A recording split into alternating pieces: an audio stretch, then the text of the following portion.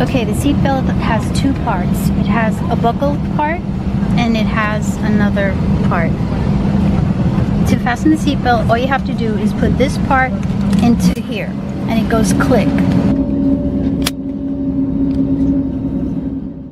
If you want to tighten it, all you have to do is just pull on this, and if you want to loosen it, you just pull it Boarding completed.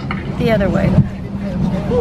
Now to unbuckle it, all you have to do is lift the flap and then it comes out of there.